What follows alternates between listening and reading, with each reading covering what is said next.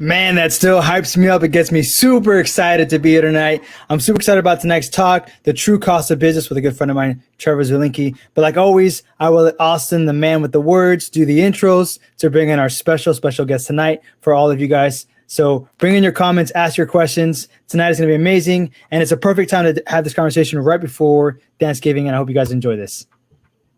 What's going on, Omar? What's good, man? How's everything, bro? How's your day so far? My day has been a long one, but I will tell you what, just looking forward to tomorrow, all that good eating. Man, I'm in a good spirit, right? We got a lot to be thankful for, including a real special guest tonight. I hope 100%. That I see we definitely got some people tuning in, excited for this. So I'm glad to actually drop this episode right before Thanksgiving. Yep. Since we already got some members waiting on us, let's actually introduce tonight's guest. And as you already mentioned, it's a close friend to you. Tonight's guest has over 15 years, actually over 30 years of experience in the industry. He is one of the founding members of the Live Events Coalition. If you don't know what the Live Events Coalition is, you're going to get some further details and info on that tonight. But if you're a part of the audiovisual industry at all, these are the people who's fighting to make things happen in our benefit and for our benefit. So this 100%. Is definitely an episode that you want to tune into, kind of get some knowledge behind the scenes. And this guy has a wealth of knowledge to offer to us. He's also the owner of Digerati Productions, who has, 4 locations now, Omar? 4 locations? Yep, I want to say it's 4 now. I could be wrong, but yeah, it's 4 locations. I think it's like Tampa, North Carolina, Arizona, and Chicago, I believe. Chicago, definitely. So these guys have been blowing up. They're expanding. And without further ado, let's not waste any more time. Trevor, let's bring in Trevor. Hello. What's going on, What's Trevor? Good, man? I'm excited to be here, guys. I'm really excited for some Thanksgiving turkey tomorrow. So we have my turkey. My turkey's in the bag, soaking up some maple bourbon glaze. So nice. So very excited for that. Yeah, that's what I'm talking about. He said bourbon. He had me. I'm playing catch up right now to you guys. It sounds like. Nice. So, Trevor, tell us a little bit more about the backstory, who you are, just so that people kind of get a quick introduction to you. Yeah. So I've been in the industry for I'm not 30 years in the industry, but I've been in the industry for my entire career. My entire professional life has actually been in the live events industry. I started running sound at a young age in a youth group. My mom said, "You need to go to church." So threw me into a youth group, and the guy was like, "Hey," I was sitting in the back, and he was like, "Hey, you want to run sound?" And I fell in love with the live events, the live sound aspect. I went to college at SAE, School of Audio Engineering. Thought I was going to be the next Scott Storch and produce music, but really went back and started doing the live sound stuff. I've worked for a couple different corporations. I've worked for some of the big guys. I've worked for a couple of different mom and pops, and now I'm one of the co-owners of Digerati Productions. Digerati's been around for about 20 years. We do a ton of white labeling, so we white label a lot of our services for a few of the big national brands. So we do a lot of that on the backside. So we really help support some other bigger corporations and bigger production companies that allows them to further their business. So I've been an owner for almost a year now. We're coming up on a year in January. So I'm looking forward to 2021. I'm looking forward to getting back into live events. But right now we're in this beautiful digital age and these hybrid meetings and online broadcasts now. Wow. So if you can't start off by saying not 30 years and then tell us about all this experience that you got over the course of this. Come on, man. But what's funny is, as I look back at my background, my mom was the exact same way.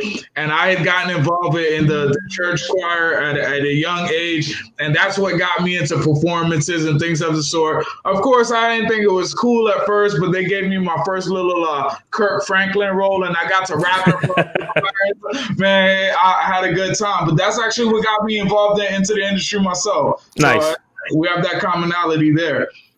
Yeah. So how did you make the transition from, obviously that's where you got your interest from originally. how did the transition go into the actual live event side? Is it because you went to SAE or? No, actually, I was working for a church and a school down in Miami. I was working for Dade Christian School. I was their tech guy. A friend of mine was their choir director and needed some help doing some of their events for the school.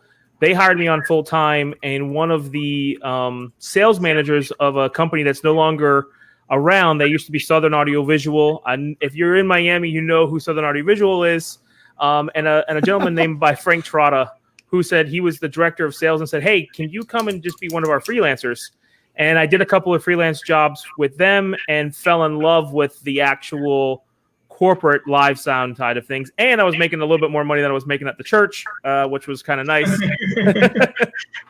And so that kind of that taste of that, breaking everything down, loading it in, breaking it down, the kind of the rush of being in a different spot, different location. And there's always a challenge. There's always something that you kind of have to, it never goes to plan. And I think I'm just kind of sick and twisted that I love that we plan for everything and then it never goes to plan and we have to adjust and that's something that I absolutely enjoy. So you sound just like Omar when you say that. Well, it's funny. So I just want to, before we dive into this topic too much, Victor just pointed out something that I actually would like to talk about real quick here. He loves collecting watches. True fact. We swap stories about Boca. What's this watch thing I hear about? Are you like a hobbyist horologist, or you got some background story here? For me, I have always loved watches, and I have 4 watches in my collection that I'm going to be selling. It's just kind of a hobby thing that I got over when COVID kind of started. I was like, I have nothing to do right now. There's no business. And we were trying to talk to our clients and like, we're not doing anything. So I started going down the rabbit hole of luxury watches. So I have a few Panerais. I have a U-boat watch, which I've always wanted a U-boat watch, and a tag, which I'm currently, flipping and selling, and just to have, it's just a really fun thing to do. So yeah, I do love watches. Nice. So I just want to throw out there for anybody who's also a collector, if you are getting watches and selling watches, and again, this is way off topic, I personally love skeleton watches. So if you get those in your inventory, trying to sell, give me a call. I'm a big fan of skeleton watches myself. But again, I don't want to get us too far off track. Victor, thanks for that. That's a little fun fact for everybody there. So I want to talk about this, this conversation started all, the true cost of business here, right? And I want to, Trevor, I want you to kind of lead us a little bit on this and kind of just explain, coming from, and in my description, I said stagehand to business owner to, or freelancer to business owner. Mm-hmm. What are some of the mistakes made coming up, and same ones that I've made and we've talked about in the past, not even made, but you kind of learn as you get into this industry. When it comes to a stagehand, you're a W-2, right? And we've had this conversation before. When you go to that freelancer side, you're a W-9. And then the next step is the business owner. And you can still be a business owner or be a technician and run yourself as a business. But a lot of guys aren't billing themselves properly, or they don't know what to do. So what are some things we could tell them about when you're running yourself as a business, not just a freelancer, but as a business? Here are some things you should be thinking about when you're on the road, or when you're traveling, or when you're doing hybrid events. What are some things they should be thinking about? Well, the first thing, if you're going to be running a business, I would run a business as an LLC. I wouldn't do it as a sole proprietorship, or I wouldn't do it as a fictitious name. There's a lot of tax benefits when it comes to running it as an LLC. There's also some protections that you have as a business owner. So you can still be an owner operator. A lot of people want to do the sole proprietorship, which is great. But I was even explaining to my sister, who's starting her own little publishing company, that she's like, I was going to do a sole proprietorship. So don't do that. Go as an LLC, because if you go get a check and you go and write yourself a check, you get a check for $10,000, and you, as a sole proprietorship, it comes to you, you're now taxed on that $10,000. If you get it as an LLC, and the business, it stays inside the business, and you take $1,000 out of that, you're taxing that $1,000. You're not taxing that as the person, the actual person. So there's other opportunities where if you need to buy gear, you need to buy different things for your business to move forward. Like you need a new computer. The business buys that computer for your work as you're working through those things. So there's some good things there when it comes to looking as a business owner. Now, I'm not the world's smartest business owner. I think that it's a lot of drive and determination where I'm always doing something. My wife yells at me all the time because I'm always on my phone. I'm always on my computer. I'm always trying to learn something new. So my wife's like, what are you doing? I thought we were watching this movie. I'm like, yes, but an email came in and I have to answer this question because it's a lot of times people think that if you want to be a business owner, you don't do that much. You have people to do stuff for you. And I think being a business owner is the exact opposite. Is you're always working. You're always making sure you're trying to improve. You're trying to read new things. You're trying to stay up on the latest curve. You're trying to figure out what's the next thing that has to happen. And, making sure that you have mouths you have to feed. There's people's lives that depend on you making the right decision if you have employees. But if it's just you, it's your family members that are depending on you to make those right decisions and to move forward. So I think that the biggest thing is if you are moving forward and you're in a business, or if you're looking to do it, pull yourself out of the and there's other tax benefits as well as just being a W-9 and staying a freelance employee. But then you can also, if you open up a corporation, you can get different things, and you can get insurances and there's liabilities and workman's comp. There's a lot of other little things you can do so that if you do get hurt and you're a 1099, now you have a workman's comp that you can do, and it's pennies on the dollar to pay, and it's giving yourself protection for the future as well. Yeah, you're muted, Omar. Oh, no. So I want to add real quick that, one of the things, and Trevor, you could tell me what your opinions are, Austin, as well. And I'll put us all here just when you say this. So I, for example, run my business as an LLC. I also run another business as a corporation because I run multiple businesses, right? So one of the things that I do for the LLC side is because I'm in the state of Florida, and I can't speak for everybody's states essentially, but because I'm in the state of Florida, it's a right to work state, I opt out of the insurance. So I have to get a certification that I've opted out of it. For the workman's comp. Part of my business. Not all of it, but a part of it. Has anybody else done that on this side? Do you guys see that? Do you guys think that's common practice? I've done it for myself for workman's comp. No, I'm there. Hello? No, I can hear you. Yeah, I don't know. Can you hear me? I can hear you, Trevor. All right, so I've opted out, and the owners of Digerati have opted out for the workman's comp on our side of things. But for our employees, we have workman's comp for our employees. Right now, we have 2 employees. We had 12, but COVID has shrunk us down to 2 employees right now outside of the owners of Digerati. Understood. So, but yeah, those employees do have workman's comp. And just so that if they do get hurt, if they fall or something like that, we can make sure that they are taken care of in the event of an accident there. So understood. And to answer your question, Omar, I didn't opt out. For both of my business, I carry insurance, but for the audiovisual side of things, I carry what's it called? Workman's comp insurance for all of my employees as well as for myself, because obviously I do staff myself on some shows. So God forbid, in the event that something happens, I have to make sure that I'm covered as well. So I will add, the reason that I do that is because I have TRICARE, because I'm ex-military. So TRICARE also covers me on a lot of the same things that those benefits add me. Yeah. So for me, cost-wise, it doesn't make sense to do that because I have TRICARE, which will cover me on almost any incident that happens with me, whether car, work, or personal. TRICARE pretty much, covers across the board, which is great. And for the guys, hey, listen, 6 years, with a blank contract to the government, signed in blood, saying you can take my life if anything happens. Like, give me the TRICARE, bro. Give me the TRICARE service, brother. That's funny. So I want to keep diving down. Some of the things you mentioned about the tax benefits, right? I want to also let guys know, for someone who may be hesitant, and again, let us know in the comments if you're hesitant on some of the business stuff. One of the great things that I, was a pleasure to find out. It's a love-hate I have, honestly, and I'm sure Trevor and Austin could have similar stories. When it comes to QuickBooks, for example, QuickBooks is expensive. It takes a lot of money out. There's a lot of transfer fees. There's a lot of fees to QuickBooks associating with that, and I have an accountant as well. The good thing about all that stuff is that is all tax write-offs at the end of the year. Because I run myself as a business and because I pay myself the W-2, those are things that I write off. So another incentive, essentially, right, to get yourself as a business other than what's going on now. Agreed 100%. And I will also tell you that it is an expensive tool, but it is a tool that will shape up your business.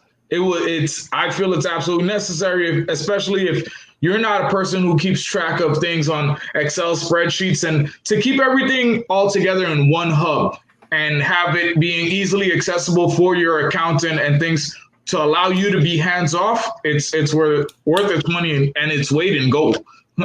Yeah, there's also another app for people starting out. It's called Wave app. So WAVEAPP. It's very similar to QuickBooks. It can integrate into a QuickBooks. So if you have an accountant that needs to have a QuickBook file, it can take it, but it's free. You can make invoices in it. You can send invoices in and out of it. And you can have it directly linked to your bank account, and they can send you all the reports, and it's free. So there's a couple of little things that you don't get for like QuickBooks, but that QuickBooks has that this doesn't. But it is a very good application for guys starting out and really kind of learning, because it's all app based on your phone and off of the internet, and it works and it integrates really, really well. So. Sorry, I'm so glad you said that. I'm actually looking at ways right now for one of the things because, like I said, QuickBooks, even though it is a tax write-off, it's still a lot of money that I'm paying a lot of things. So it's a good one. There's another one I'll recommend called Azlo, AZLO, which is a banking which is for freelancers and entrepreneurs. And the cool benefit that this bank has is very low monthly charges, very low interest rates on a lot of things, almost no interest rate on a lot of things. And built internally, it has its own invoicing and checking account. So you don't need to have QuickBooks or Waves for some of those functions. Nice. You could do that all within the bank itself, which is a super cool functionality. And it's very catered to the freelance sort of startup market right now. They're great going. And I'll leave that for everybody in the comments. Nice. So 2 very cool apps that we are kind of giving out. So here's a question from the audience. What kind of insurance coverages do you get and from what carrier? So I'll start off first. When I was getting it, I was doing it show specifically. And if I needed to have it for a show specifically, when I got asked for it, I would tack this on in my fees, but I would just go to American DJs Associations of America? Yeah. American DJ Association. Yeah, I would get theirs, pay their program fee. But since then, because of my relationship with Trevor, it is actually really cheap to just have it full time. I think it was, when I was paying for it, was like $15 a month or something like that. It was super cheap. Yeah, we cover, for us, we go through the Hartford, and our policy is $2.5 million in liability. And then a couple of times we've actually had to bump it up for certain shows. There's been a couple of, we're also on the, we're not just I'm not just a sole proprietor. We do events and we do shows, so we bring stuff in. There's been a few times where we've had to actually up it to a $5 million policy for specific shows coming in, because that's what with the hotel. And I think a lot of times the hotels are just doing that just to get their own AV companies, in-house AV companies to do it. There's a few people there's some DJs and just some other local vendors that won't be able to get a $5 million policy, which I think is some tactic. And that's another topic for another day. But we also have to carry re-rent insurance. And I forgot the actual technical name, but when we rent gear from, VER, Rentex, you have to have another type of policy that's a re-rent. So basically, if you lose that piece of gear, or if that piece of gear breaks if you break that piece of gear, you basically have to pay them the amount it costs to replace that piece of gear as if it was new. So even if they have a Christie that's 5 years old and they've rented it out a million times, you have to pay the purchase price back. So you have to have the re-rent insurance, and we would scale that accordingly, because that's actually pretty expensive to have it on a monthly basis. So. And you do both through Hartford? We do both through Hartford. Yep. Excuse me. Thank you. What about anybody here? I haven't done it myself, but I recently found out about them maybe beginning of the year. Take One Insurance. Okay. Heard of them? They're another one. Yeah, so and I'll post it in the comments. They're another one that I saw that does similar to the Hartford that I was looking at, but obviously because of the tax exempt stuff and TRICARE, I looked at it. I was like, oh, that's another option, and then moved on with my life. Gotcha. So one of the things also with insurance is that there's not many companies out there. We had to actually talk to like 5 different people to actually write our insurances the right way. And then when they found out what we did, they were like, oh, we're going to have to up your policy because this is not what it is. Because the only thing they had was like a DJ. So there needs to be, and this is a whole other talk for another session as well, but it's very, very hard to categorize what we do because there's nothing written. There's IT, and then there's AV what we do, and then there's like installation AV. So we were categorized in installation AV, and then when they kind of found out exactly what they did, they had to rewrite the policy in a way that was more a DJ wedding planner and a couple other things to make the policy fit the right way. So it was interesting. I actually experienced that same thing myself, Trevor. And one of the things that the insurance company did to actually bump up the policy was when they ask about rigging and how high in the ceiling would you have to go to. Yep. Once all of that is involved, that goes a little bit beyond a DJ or something of the sort. And the higher the risk involved, the higher the premium. Just put it that way. Exactly. Yeah, we were doing LED walls, and they were like, "Well, there's these. We see this picture that this LED. How tall is it? We're like 17 feet." And like, "Oh, okay, yeah, their policy's changing." Yep. I know just what you mean. And insurance is not cheap, but it's mandatory. It is. But it's also, that really good safety net if the worst case scenario does happen. Absolutely. You're protected. So. Absolutely. It's better to need it and not, and how does that saying go? It's better to have it and not need it than to need it and not have it. Yep. So. Yep, 100%. That's it. We got some comments coming in, Omar. So I'm bringing them in. Well, some of them are me posting, some of these links that we're talking about here. Tripod screens is not a 90-foot LED wall. Amen. Oh, Victor. I guess the insurance on a tripod is much cheaper. So I want to keep diving into the subject a little bit for the audience out there. Some of the things that guys maybe not building for, as well as not just, I want to get guys out of that mindset, and I'm hoping Trevor can help us here, of the billing just for my time, right? So you had said earlier on, what do you mean? No, don't bill just for time. Yeah. So guys, a lot of times what they do is they bill for the time, which is honestly, it's the way you start, right? You bill for your time as you build up. But once you've had the experience or the expertise, right, and the skill sets, and you have the clientele, you should be also billing for not only your time, but also your skill set because of that time. On top of that, if you're buying gear and purchasing stuff, you should be adding that to your charge, right? So like, for example, when I was doing video, and Trevor can attest for this, when I did video, I was just, I'd talk myself, I'd show up, I'd do my thing, get in it, get a paycheck, get out. After a while, I started purchasing gear that I wanted to bring with me for just in case. So like I bought decimators, I bought radio PCDI boxes, I bought an ATEM switcher. I bought little things to bring with me. I raised my rate a little bit so that when that stuff came with me, it was part of the package that came with me. And those are little things that I did, and my clients had no problems doing that, right? So I want to kind of address that, the elephant in the room when it comes to buying your gear and using that as part of your package. What do you guys think about that? Should their rate go up on themselves, or should they bill separately? How do you guys see that happening on your end? Well, for me, there's a couple of different things. As an owner, when I hire in freelancers, if a freelancer shows up, if I have an A1 show up and doesn't have cans, he doesn't have over-the-ear cans, I'm going to ask him to leave. That's my biggest pet peeve as a former A1. You always walk in with cans. So that's the one. That's the one thing. I would say that if you're a freelancer, kind of like what Omar was saying, if you're a freelancer and you are specific to A1, L1, V1, and you have a job to do, and everyone has a tech kit that walk around with, and they have those little things that something's always forgotten, something's left off the truck, or something breaks, you have that to kind of back it up. I think there's a majority of, if you have that skill set and you have mastered your skill, and where you're in demand, where you having multiple production companies call you saying, hey, we need you for this show, we need you for this, then I think it's a rate increase. But also if they need that piece of gear, I think it's like, hey man, I have this piece of gear for it. The show's going to go, it's going to be $20 or it's going to be $30 if you need it. That way they don't have to actually go to a VER or another one like that. You have it there. You have it available for certain things.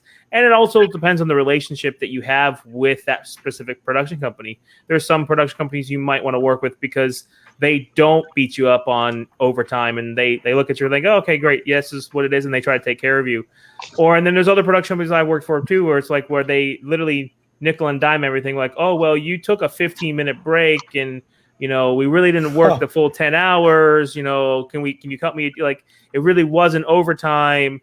So there's two sides of those things. It's how you want to really bill for it. But I think that if you have the skill set, you've put in the time, you've put in the hours, and you bought that gear to make your life easier and make the show successful in the end, then yeah, you should be billing for it. In whether it's in a rate increase or if it's a separate. If you have an LLC, I would separate that on there because your labor rates are different than what you cost is for your rental. And that rental gear, you can separate that out a little bit, and it can also help show depreciation over time and everything like that. So I would definitely, if you have a company and you have an LLC, I would run it to its, I needed to use my MacBook Pro and I need to use this ATEM switcher. It's going to be, $30 for this and $50 for that. And then my time here, and then just put it out that way. At the end of the day, I don't care what I'm paying.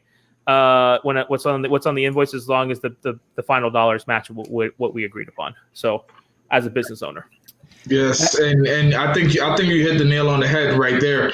One, it starts with the relationship. What's the integrity of the relationship that you have with the production manager, whomever it is who hired you?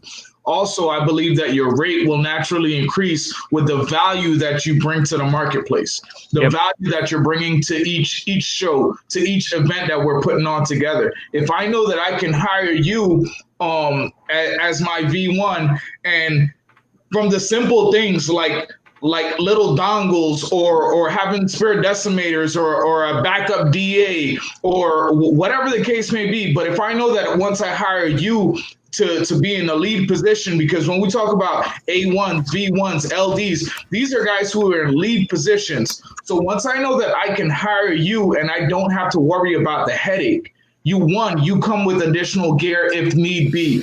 Two, I know that I can instruct you to get one thing done for me and I don't have to worry about it. But once you bring that type of value to the marketplace, then your invoices don't get questioned, so to speak, because I'm going to pay, even if it's a little bit extra, just to have that peace of mind and not have to worry about it. Yep. 100%. Yeah, and I got, I have a client, Digerati Productions, who doesn't hassle me for shit, so they get whatever they want when they hire me, all the time. One hand washes the other. You take care of them, they're going to take care of you in return. And it's about that ongoing relationship. Not today's invoice, but that long-term relationship. Which is, Austin brings up a very good point for anybody watching this. This whole topic about relationships, having these relationships with your clients, not only for a business sense, but also to say, hey, this one I want to bring you out because I know you're the guy to bring it. There's not a big budget for it.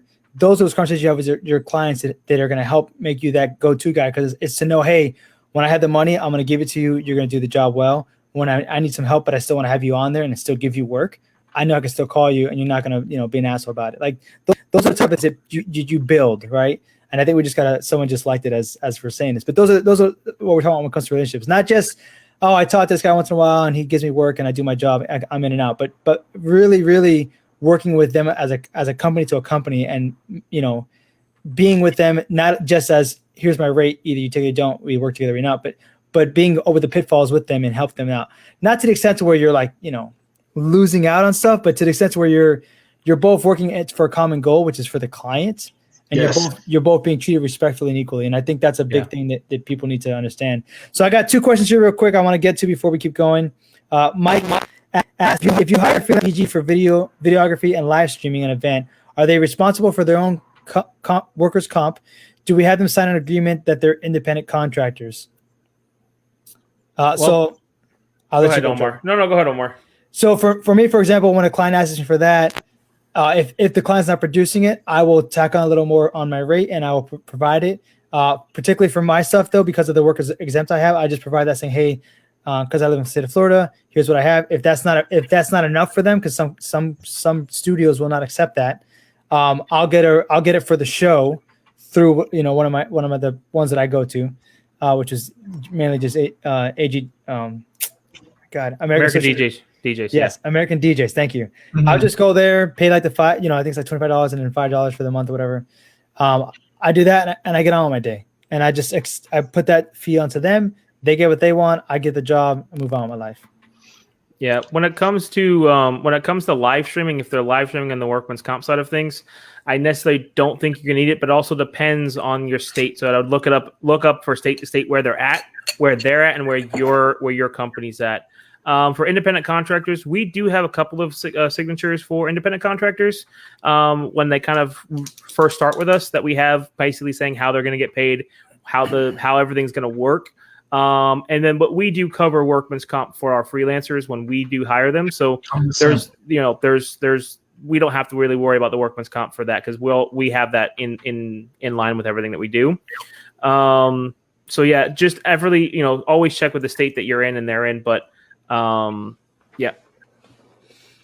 Yeah, we do the exact same.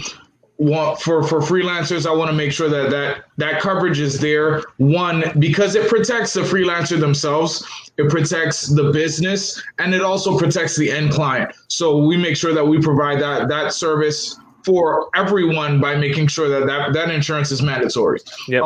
Live streaming events, there's live stream where you may be able to do it from your home. Some people are doing it from a production studio. Some people are doing it out of a warehouse, and some people are actually going into the client's home office to live stream. So all of those different variables, they make a difference in whether it's required, yes or no. But again, for me, I'll always say that I want to know that it's there. I want to make sure that all of my guys are taken care of and everyone is covered at the end of the day. The other thing that I would say is, for right now, if we're having guys go out for events where they're going on site somewhere, we have them sign a COVID release form.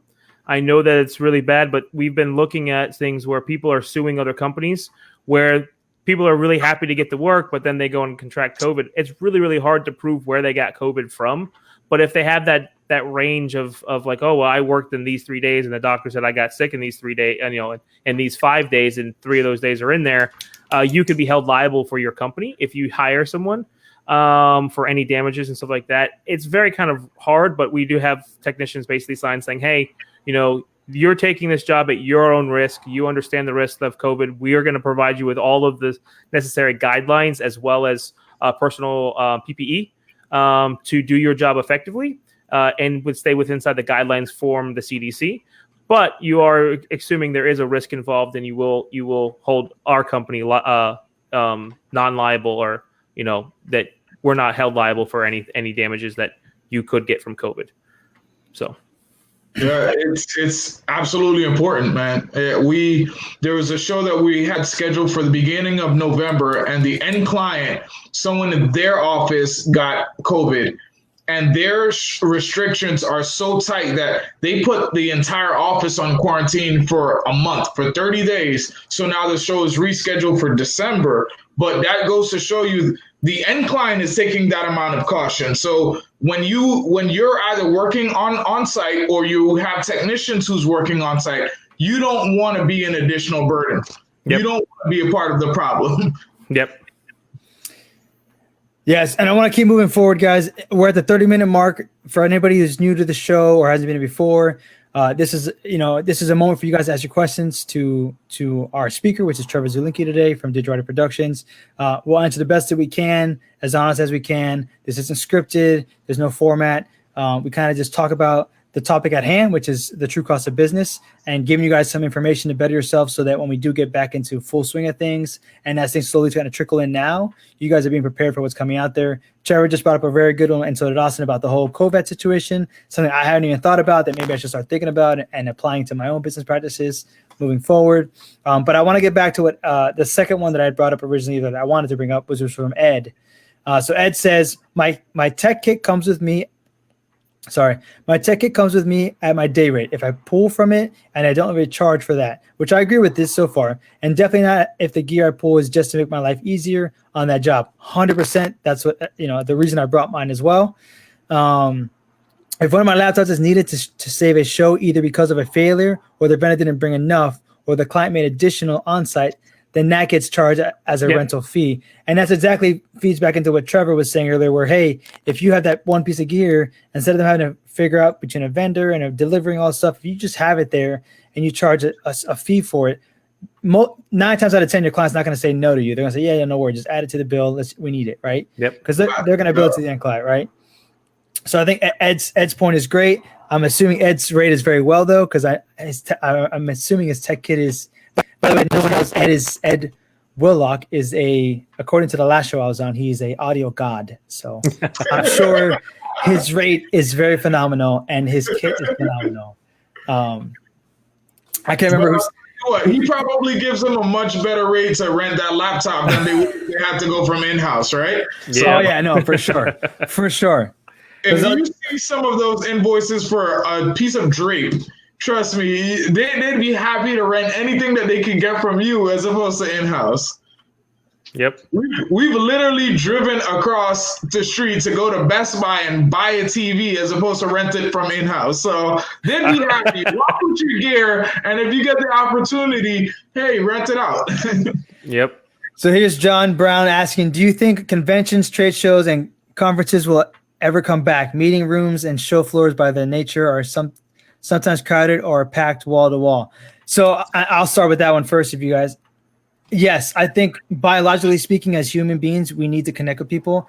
I think the virtual stuff is great. The way we do this is great. The way we figured out is great, especially for guys like us here and for you guys watching that are just, we love figuring these things out. It's awesome because it's a whole nother level of play, and it's taking what we already know and love and making it just a little bit more complicated, but still fun to do.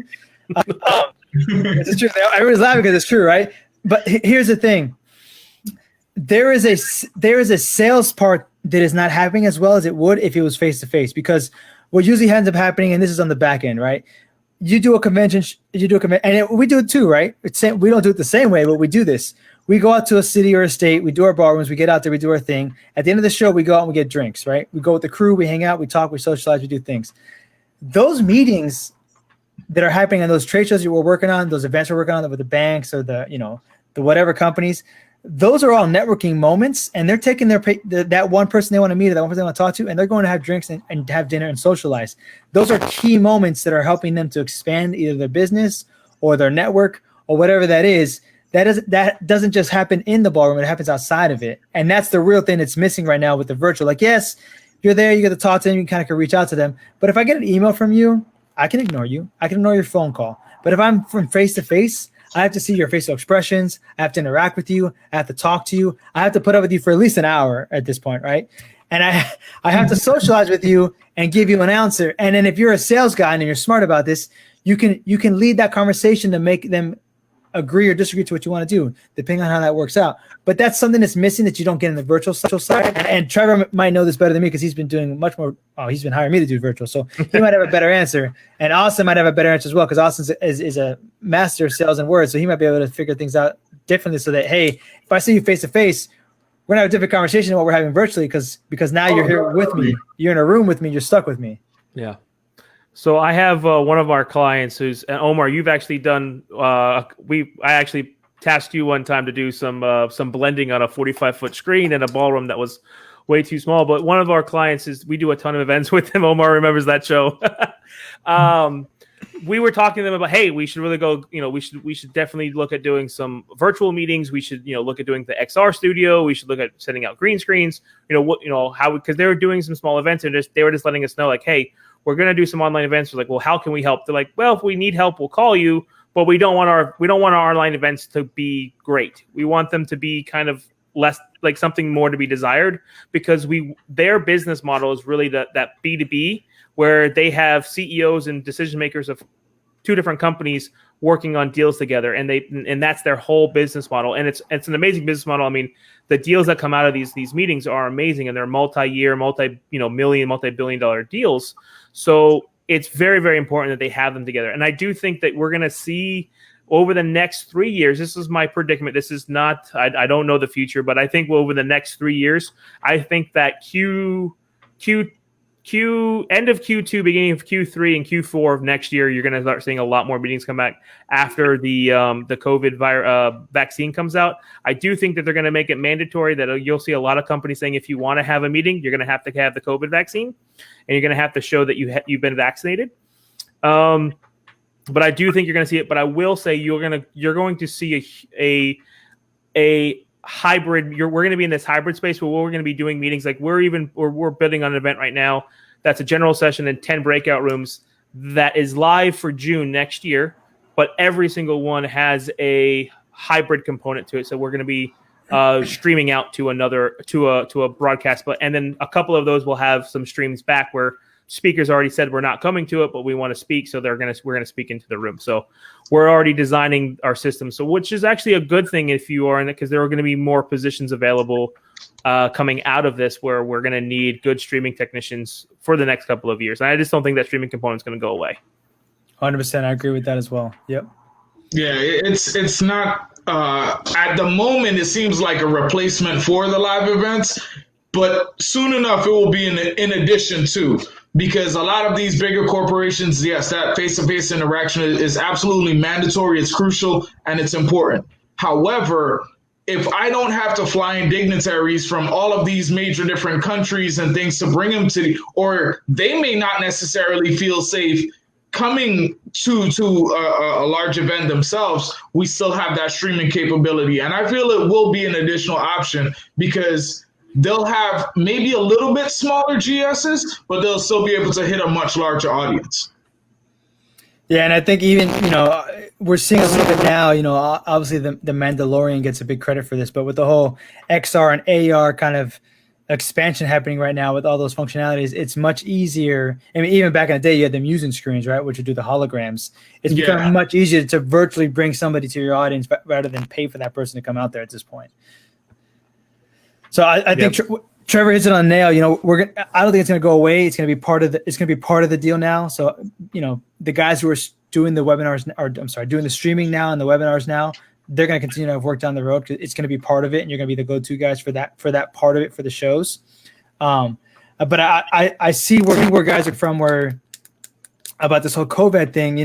For South Florida in particular, they're already requiring it on some show sites to have proof that you've taken a test and you're compliant within X amount of days, especially if you're traveling. So I did a show, actually not even a show, an installation about 3 or 4 months ago now, and it was in North Carolina. Mind you, didn't spike out there. It was in the middle of nowhere. It was a church. It wasn't a big deal. When I came home, I needed to get tested because the job I had 2 days later knew that I flew out of town because obviously they check social media.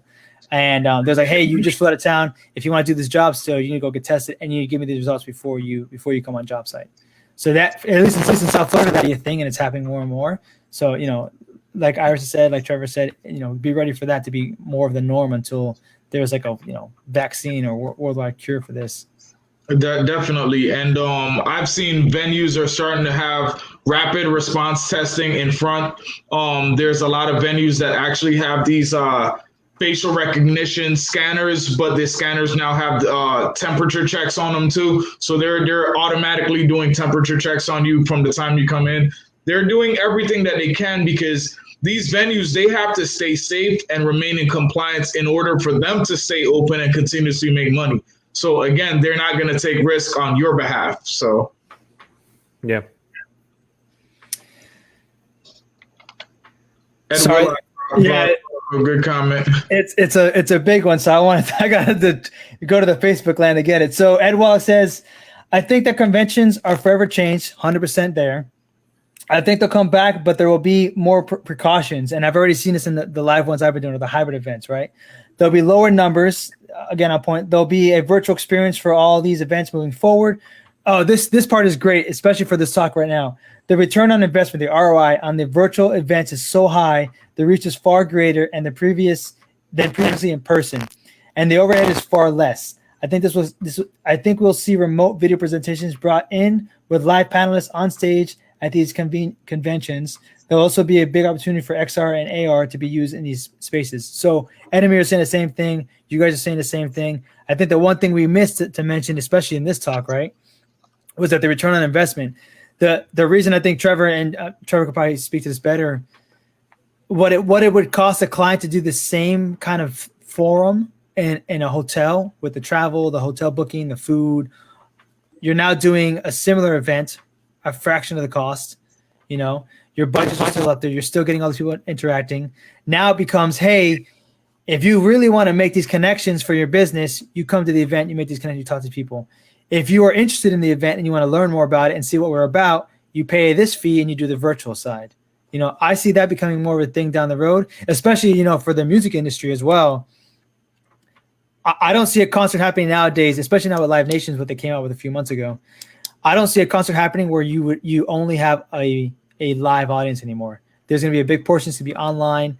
It'll be a different price to watch like a pay-per-view version of it, and there'll be a price to see it live. And I think there'll be significance in price cost between the live side, and watching from your house or watching this thing. I agree with you on that. And I'm going to say, like, honestly, I feel like we start to overthink things a lot based on what we foresee things to possibly become, but not even paying attention to what was already in place, right? So let's take a look at probably one of the top selling marketing positions that there is, a Super Bowl commercial. This is a game that so many millions of people watch on TV, yet you can still purchase tickets and actually go to the Super Bowl in person. I think the same thing is actually going to happen on the convention side, that yes, we'll have the capabilities to bring in a lot of people that who's either within our organization and whatnot to talk to our people for a much cheaper price. But also remember, some of these conventions, they are marketing. It's all about marketing. One, that face-to-face interaction, and then they bring out some real heavy hitters like Gary Vaynerchuk, Grant Cardone, and they'll bring out these major speakers because they know that by bringing these people into this arena, that's where people is going to spend the money and fork out hundreds and thousands of dollars to be able to sit down and get this training live in person. Same thing. We used to listen to albums and CDs all the time, but you still want to go to the concert in person to see them in action or hear them sing in person. It's going to come back. It'll change, but it won't be like this forever. Definitely not. Well, I think that I said the ROI on these virtual events is so high. I think that is true to a point. Like, we're doing an event right now that the AV is usually a third of what it is right now, and we are now going into the XR space for them. So it's a 4-day conference. It's usually flown in, and it's like a sales conference. But now they don't have to rent out. They don't have to fly in the executives. They don't have to pay for food for 350 people. They don't have to pay for all of the extra dinners. They just have to pay for their executives speaking and then bringing them in. We're going to be setting up the XR stage out in California, and we're doing the whole event XR. And it's going to be this, a full streamed event with some interaction with the rest of the employees as well as their live audience. But now that's literally tripled in price. But the company is still saving money because they're not spending money on all the hotel rooms. They're not spending money on all the food. So there is that kind of ebb and flow. But this company cannot wait to go back to a live meeting. They're just doing this right now because it is a science-based company or a pharmaceutical company that they want to make sure they are compliant and in moving the best way forward with the COVID situation. So I think that it is. I do think that it will change. But they experience, just like Austin said, that there is you can go buy tickets to the Super Bowl. Because people go buy those tickets and spend thousands on those tickets because it's the experience of being in that live space. Yes. And I think that's what's going to be. There's so many people that are like, the experience needs to be. I love going out. I love staying at a hotel. I love going and spending $15 on a really cheap piece of bourbon, but I get to talk to someone. And I think those are the experience. I think the best memory I had is spending $35 on a smoked bourbon in a hotel in San Francisco and just talking to some people and having a great night. That bourbon was cheap bourbon. I could have got it at home for a quarter of the price, but I was there and I had that experience. So I do think that they're going to come back, but it will be a completely different scenario. And virtual is expensive still. It's not as expensive, but I do think it's 4 times as hard. I agree. And I want to add, I think what's been interesting here is, and we haven't seen it happen yet, and I'm hoping it does, honestly, and this is why I want to bring it up. If anybody watches esports and the way they kind of do their presentations, I mean, these are very graphical, heavy, very kind of like theme park feeling of a show. Mm-hmm. I think, to what Trevor's saying, that experience now to attend is going to be way more than what it's been now. The good thing about what's happened with COVID in particular is that or this last year, is that everything, and this is obviously my personal opinion, everything has been so cookie cutter for so long in the live event side that now you have to really up your level, up that game to make these events just that much more better, right? Yep. And then the other thing that's happening too is that a lot of these events or these clients that had these mandatory meetings about training or just the medical facility, they're going to improve that just enough to make it say, hey, I don't have to pay all this money to fly these doctors out. We could do this all virtually, hire this one company to do it, and get everybody what they need without having to spend all this extra money and still execute what's needed to happen for the industry. And another thing is too is I think that these little virtual events, as far as the medical side that I've seen, I think they're expediting or speeding up some of these processes, because now it's not a couple of days to fly here, a couple of days to fly in there, a meeting here, a meeting there. Now I sit down at my desk at the hospital, I get the information I need, I talk about it, I do my presentation, I get the feedback, and then I go right back and I start implementing. There's this, it's much quicker to get information out there now with the way we're doing it. And I think as we fine tune this and make it a better process and a better workflow, it's going to just speed that part up so much more faster than what we've been used to in the last couple of years. I agree, but I'm going to be the nail that sticks out, and I'm going to say this.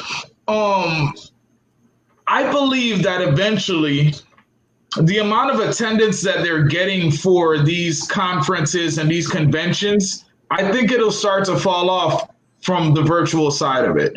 Because since it's so convenient and easy for you to just log on to your Zoom account or whatever the case is and watch it, I feel more people will miss out on it. Not as many people will feel the same, because there's no experience. You can watch it, but you're going to provide that experience to the maximum amount of level that you, or the capacity that you can, through a screen.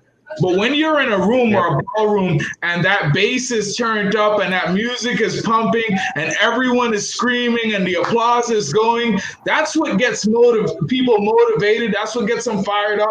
That's the energy that a lot of these companies are looking to push for in their sales personnel, so that they can get fired up and go back to work and start making some more money. Yep. That's a good point.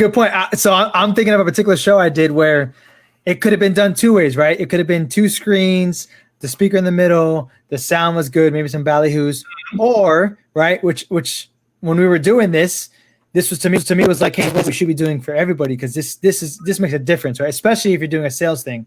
We were doing wall to wall LED, ultra wide content, right?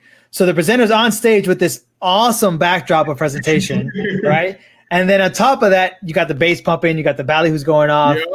Yep. And it was such a simple setup, but it was like the impact you got from the audience was great. And then the great part was you had a camera. You didn't need to backlight shit because it had natural backlighting. You put some you paint the walls with a couple, four Mac movers in the back or some ballyhoos or whatever. You do a walk-up, man. You do some graphics on the screen. It was awesome. It didn't take a lot, but at the time, it was like, this is next level, and it's not even that much next level. Yeah. Like, it's a super easy execution. It looks fantastic. And it got the reaction you're talking about. People were hyped up. They were loving the music. They were into it. They were vibing on it. Right. How much of that are you seeing on the multiple monitors that we're running? We're not. That's what I'm saying. And that energy, it's necessary for these companies. 100%. But that's what I'm saying. I think, and I want to bring Ed's comment here real quick. That's what I'm saying. I think that there's still, like Trevor saying it as well, this dual hybrid will still have for another year or two, because I don't need to have as many people on board. If there's a COVID concern, whether it's insurance side or just personal side, right? Because you can get sued, right? I can still execute a good show for my live attendees and still get the information for the people that can't attend, which is kind of like a double win for my client. Yes. And speaking of when it comes to double wins for the client, Ed wanted to just clarify. So when I said the return on virtual events was high, I meant for the event producers, not so much for the AV providers, which again, this next part is 100% true, right? Yep. There was a bit of a race to the bottom on pricing for the virtual production for a lot of companies to just keep the doors open. Yep. Sad, but true. And it had to happen. And I'm hoping that, and a lot of clients as well, there will be a level off where, hey, this is the average of what it costs for all this to do these things, going forward. if you want to add this to your event, the event still costs this, which is back to the rates, right? Virtual still costs this. Yep. And you combine those two things. And I think that'll be where it kind of evens itself out. Well, just to kind of go with what Ed says there, it's a really good point because we have seen that exponentially. There was a client that worked with us that said, we only want Trevor's team working with us. We did a couple of their events. Omar, you were actually on a couple of them as well. They have a ton of events coming up, and we set the pricing like, hey, you want to do all these things, you're adding all these things. There's going to be some prices involved because you're adding more vMix machines. We're adding things that double back into other green rooms. We're doing a lot of stuff. And what we do is we set up, I have about a 600 square foot basement in my house in Florida, which is weird that Florida has basement, but I have a basement, and we completely tuned it out to be a studio. We have a TriCaster 2 Elite. We have a fully built vMix server. We have vMix on like 3 different high-end laptops, and then we have like a laptop station over on the other corner and we have a matrix set up so we can have TVs around the room so we can see what's going on. So we have multiple internet providers coming in, and there's a huge cost. It's costing me about $500 a month or more just to run the electric and the internet costs and costs for having a tech on site. So there's a cost involved with that. And they came back and said, oh, well, we have another provider that's going to do it for X. And, you're too high. Can you come down? I was like, at that point, it's not worth me doing it. And I won't come down on my pricing. And not that we don't want the work. We don't need the work. We need work. We need to be able to keep our doors open. But I don't want to be the reason why our industry is tanking or causing it because people are giving things. If you want to come back, and then they're coming back and saying, hey, the event didn't go great or whatever, and they're kind of now circling back and still trying to see if we're going to come down on pricing. But I won't do it because of the fact that we have a standard and we have things in place for backups. Everything's on a battery backup. Like there's a lot of different things that we do to ensure that our clients' meetings go off well. And we can't be perfect because it's technology and just shit breaks. But we try to make sure that we do that. And I won't sacrifice a cost involved because I'm not trying to make $1 million off this client, or I'm not trying to milk the client dry for money, but I'm also trying to set a precedent that we're not just this fly by night company or some dude in his mom's basement, having a vMix machine and a couple of laptops running NDI. We're a production company. This is what we do. We've mastered our skill set, and, we've taken what we've known and put it into the virtual meeting space, and we're going to give your meeting a better outcome for your attendees. So, yeah, I hate seeing the bottom of the race, racing down who's going to do it for cheaper. Companies are going to get burned, and they're going to come back and pay the money. No, 100%. So real quick before we let you go, Trevor, it's 9:00 right now. Obviously, thank you for being here. I hope you enjoy your Thanksgiving 100% with the family, with absolutely, the girls and everything. Is there anything last final words you want to say to everybody before we let you go? Like an address for the bourbon turkey, I'm just saying. Omar, if you want to come by, Omar knows my address. He'll give it to you. Yeah, no, I think that if, don't be so desperate for work to sell yourself short. There's a lot of people doing it. I understand that it's, this other company is going to do it. And if you know your worth, don't settle for less than what your worth is. One, it's just going to end up hurting you in the long run. And it's also going to hurt the whole industry as a whole. So know your worth, know your talents, and don't ever oversell yourself. Make sure you can deliver on what you say you're going to do. And happy Thanksgiving. Happy Thanksgiving. Happy Thanksgiving. Well, Trevor, again, thank you so much for being here, man. I appreciate all the wisdom. We got definitely off track, but I think the community, this is what they want to talk about. So this is where we went with it, Absolutely. And that's what it's about, feeding the community exactly the information that they're looking for. And sometimes they're digging deeper and they're digging a little bit different direction. But at the end of the day, I'm glad that we're able to give them what they want. You provided a wealth of knowledge for us again tonight, Trevor. And giving us so much to think about just from the backdrop of the insurance side of the business, getting set up as an LLC versus sole proprietor. We talked a little bit about the Live Events Coalition. We talked about the entire transition of the industry, which is what a lot of people have this major concern about now. So first and foremost, I do want to tell you thank you once again for the wealth of knowledge that you provided for all of us tonight. And with everything that we discussed, I want everyone to just keep your heads up, remain positive. Our industry will come back. It will grow bigger. It's going to take some time. It's going to grow bigger and better. Keep sharpening your skills. Keep maintaining and building new relationships. And until then, I'll see you on the next one. Next week, Wednesday. I'll see you guys at 8. Take care.